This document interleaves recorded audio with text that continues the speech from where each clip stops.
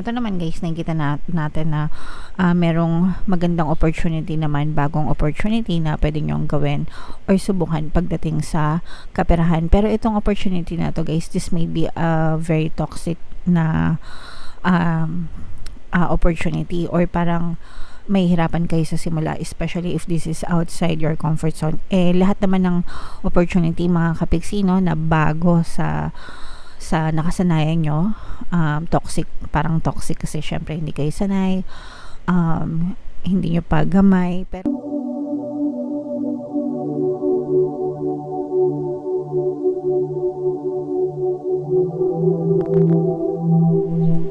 hello guys, hello Capricorn, welcome back to Pinoy Pixie Tarot. Ang pamagat ng episode natin for tonight is first quarter kapalaran para ngayong 2024, January to March mga kapixie, para sa Capricorn, Sun, Moon, Rising Sign, and Venus. So ito ibahagi pa rin ng ating 2024 kapalaran series guys. Meron tayong annual reading, pera kapalaran, blessings kapalaran, at saka yung first half ng 2024. Lahat ng playlist na yan guys, nandyan lang sa ating YouTube channel, hanapin nyo na lang, okay? So ito ay para sa first quarter, January, February, March mga kapixie. Tingnan natin yung mga mensahe sa inyo ng inyong mga gabay. Yes, yes, just say yes. This is a very positive confirmation mga kapixie from your guides na this is a yes, this is a go for you, this is very positive. So ituloy-tuloy nyo lang yan mga kapixie. If you are in doubt, you shouldn't be, no? Kasi it's a yes for you, okay? Sometimes kasi nanonood tayo ng tarot readings kasi meron tayong mga specific na yes or no question, di ba? So, yes ang sagot sa inyo ng inyong mga gabay Capricorn, okay? Another message guys is don't dim to fit in, no? How are you dimming your light in order to fit in? You can shine mga kapixie in your own way. Hindi mo kailangang makipagsabayan sa ibang tao just to be in, di ba? Hindi mo kailangan mag-pretend to be somebody else para magustuhan ka ng ibang tao. You just be yourself and you will shine, mga kapixie, okay? So you are unique, you are talented, you are, you should be loved mga kapixie, and you deserve love. So hindi mo kailangan, kumaga parang hindi mo kailangan i-please yung ibang tao para lang magustuhan ka nila. You should shine your own light mga kapixie, okay? And last message for you Capricorn, comment down below guys if feeling nyo nakaka-resonate kayo sa mga messages. Your vibration is rising. You are the oracle mga kapixie. This is you are, ibig sabihin nito, you are being in alignment with your desires mga kapixie. If you are vibrationally aligned with your desires, you should be in the state, no, of your desires. You can definitely have it. Pwede nyo siyang ma-experience so sa inyong physical reality. So kailangan when you say your vibration is rising, kailangan nandun ka sa positive side palagi, because you cannot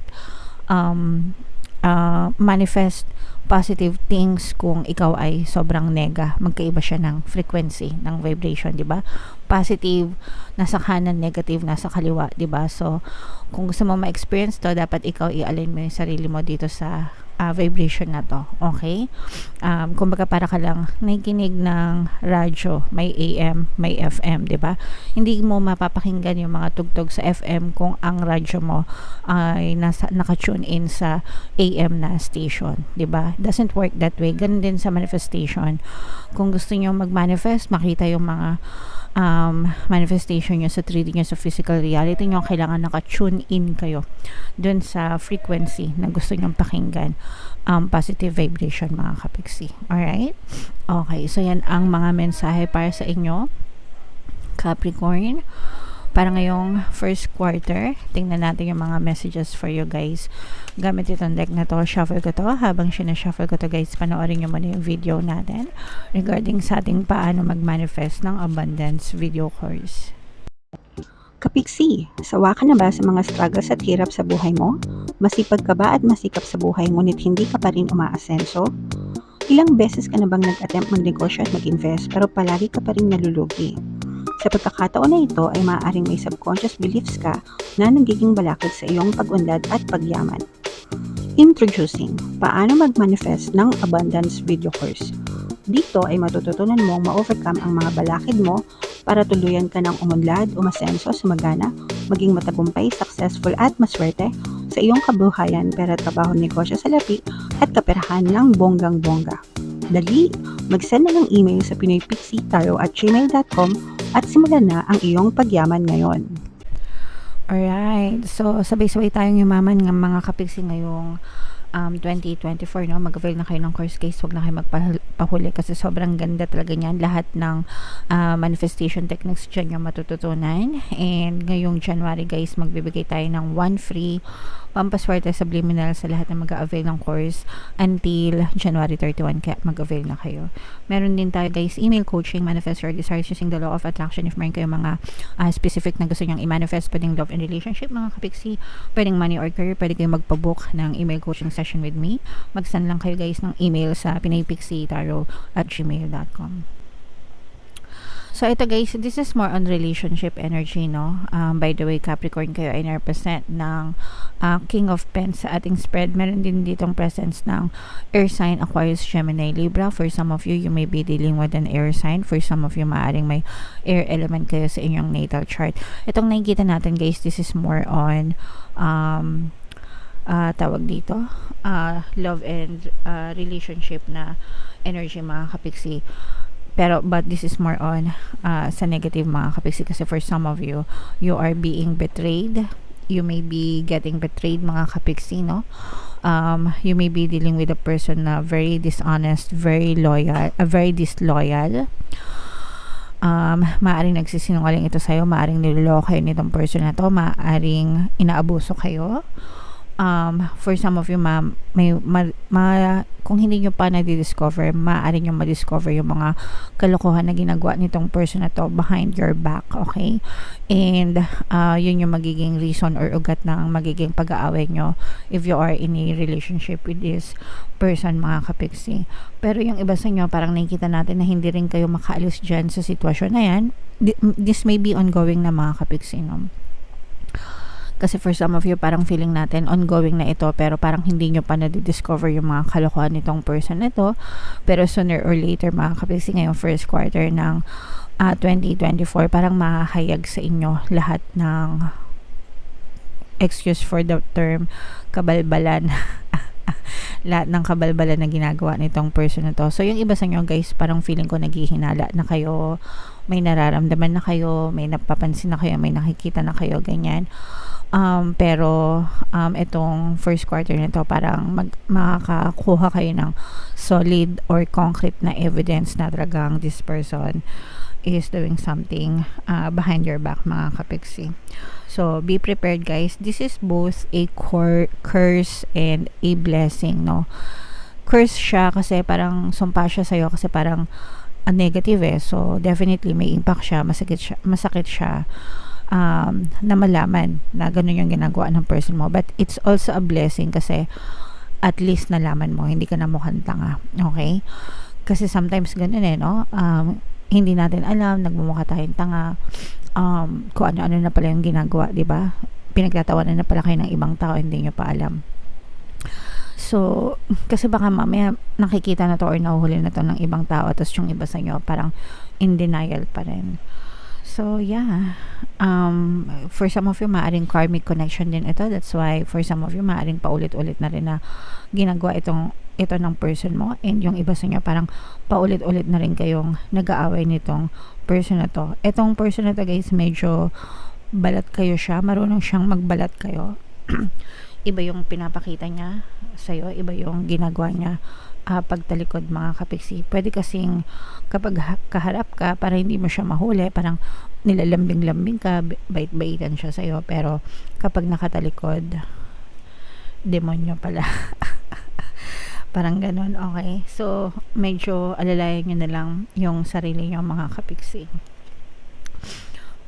Ito naman guys, meron tayong presence dito ng, ito naman, this is more on money energy guys. Meron tayong presence ng fire element, Aries, Leo, Sagittarius. For some of you, maaring may fire element ka sa iyong natal chart. For some of you, maaring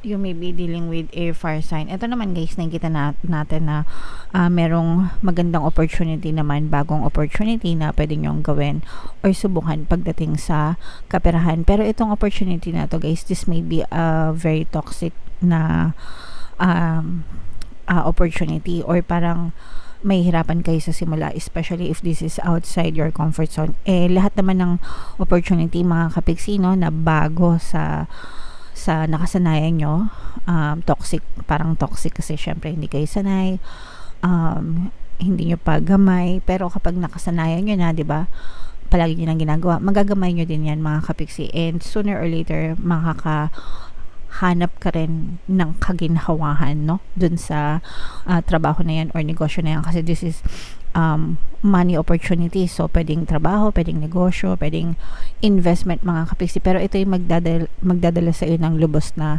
kagalakan, no? Parang masaya ka kapag ginawa mo to, or kapag sinunod mo to mga kapiksi, and ikaw bilang responsableng tao. Ito guys, parang ano din to, no, parang this may be outside your comfort zone talaga, kasi parang magdadala siya sa iyo ng excitement, ng parang experience na hindi mo pa nararanasan before, and parang naha-hype ka mga kapiksi. Okay, so syempre embrace nyo yan mga bagong opportunities, kasi malay mo, diba, nandyan pala yung swerte nyo. Alright, and nakikita natin na medyo marami kayong burdens, no? Pag sinabing burdens, yung mga pasan-pasan sa balikat nyo, guys, pero parang nag-iisip na kayo, or parang you're trying to balance, no? Sinajuggle nyo yung sarili nyo between personal and yung mga responsibilities nyo, mga kapisi. So, tama lang yan na i-balance natin, kasi hindi naman natin lahat mariresolve on our own.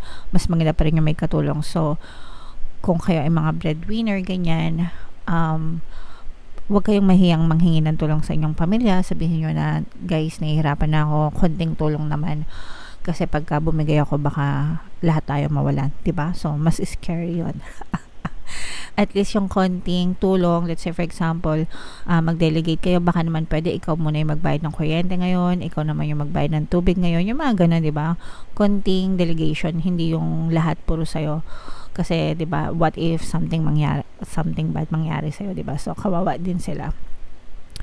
And you're also teaching them to be responsible just like you are. So, tama lang yun, mga kapiksi. There's nothing wrong with that. And nakikita naman natin na masasabi mo naman yan ng maayos sa iyong mga kapamilya, and hindi ka din naman nila pagkakaitan ng tulong, okay? So, sila din naman yung unang tutulong at susuporta sa iyo. So, kung kailangan nyo ng tulong guys, huwag kayong mahiyang mangin ng tulong, lalo na sa pamilya, kasi tayo yung nagtutulungan mga kapiksi. Alright?